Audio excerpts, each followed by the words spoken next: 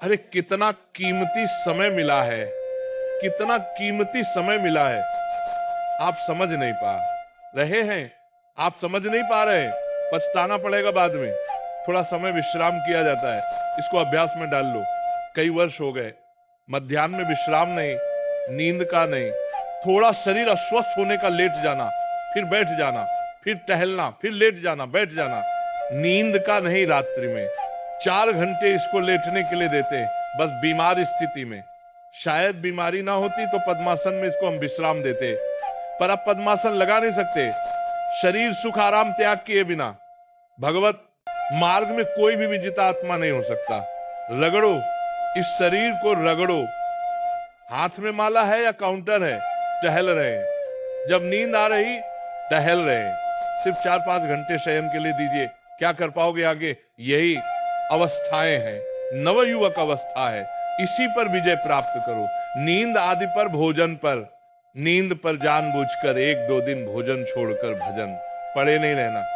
कोई जान ना पावे कि आप भोजन नहीं किए।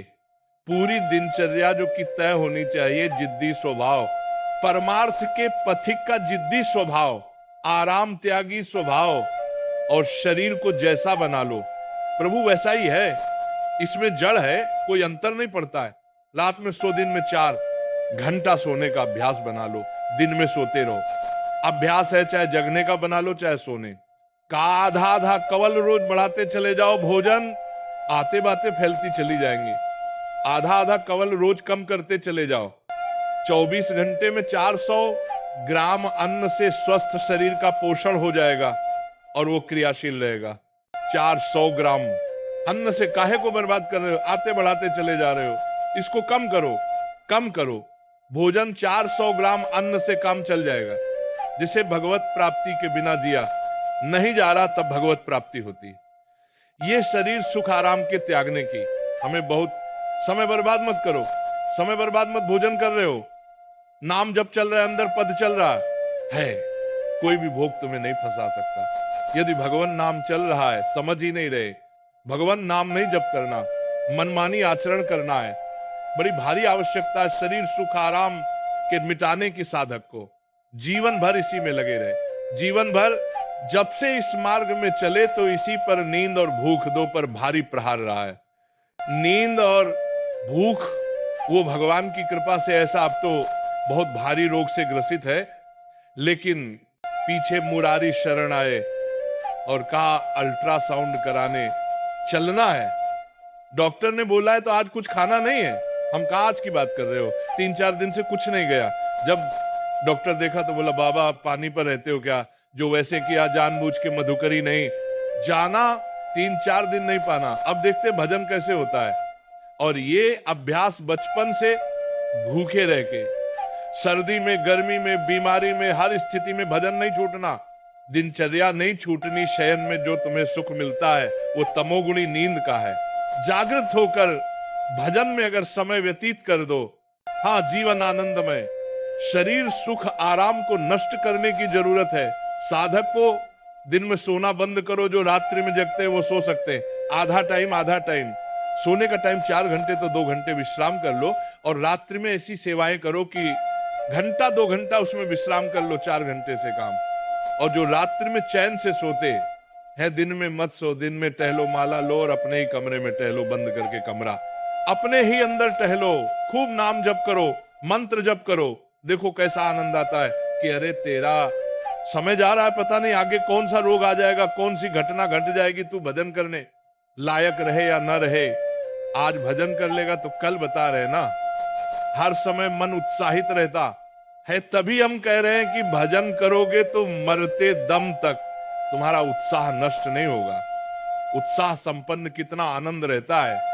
मन से भगवत आराधना शुरू हो जाती है, मन से पाठ शुरू हो जाता है, मन से परिक्रमा शुरू हो जाती है। हमें लगना है आराम शब्द जीवन में नहीं। सीधी बात समझो, जब तक भगवत प्राप्ति नहीं तब तक आराम नहीं। राम काज की बिनु मोहे कहां विश्राम। बिल्कुल जिद्दी स्वभाव बनाना पड़ेगा। शरीर आलस्य प्रमाद भोग नाना प्रकार की खान पान सामग्री, तो भगवान कहते हैं फिर मेरी प्राप्ति की, विजित आत्मा बनो आराम है। राम काज की बिन मोहे कहां, विश्राम समुद्र पार कर रहे हैं। मैनाक जी प्रकट हो गए, थोड़ा विश्राम कर लो। बोले नहीं, राम काज की ने बिन मोह कहा, विश्राम मोहि कहा सेवक, सुख चा मान भिखारी बसनी धन, शुभ गति व्यभचारी कभी नहीं, सर्वभूतम भूत आत्मा। संपूर्ण प्राणियों के साथ आत्मवत व्यवहार करें। सब में मेरा प्रभु विराजमान है। जैसे हमारे किसी शरीर के अंग में चोट लग जाए तो हमें ही लगती है, ऐसे संपूर्ण चराचर जगत में जब हम किसी को दुखी देखें तो हमारा हृदय दुखी हो जाए। कैसे इसके दुख को, इसे सर्वभूतम भूतात्मा कहते हैं। जो योगी होता है वो सबको सुख पहुंचाने की चेष्टा करता है।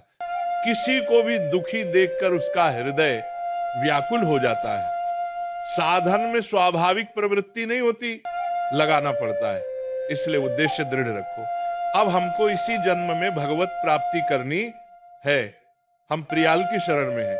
हमारा एक एक मिनट बड़ा कीमती है। हर मिनट में, हर सेकंड में हमें नाम जप करना है और प्रभु के भरोसे रहना है।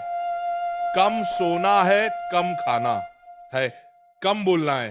3 बातें पकड़ो। कम सोना, इसका अभ्यास बना लो। कम खाना, इसका अभ्यास बना लो। और कम बोलना, इसका अभ्यास। ये 3 बातें जीवन में साधक के बिल्कुल सरलता पूर्वक आ जानी चाहिए। मितताहार, मित भाषण और नियमित शयन, शयन से बचो। ये बहुत जहर है, नींद बहुत जहर है। निद्रा आलस प्रमादोत्तम ततामस मुधारतम, इसको एक सीमा में बांध दो।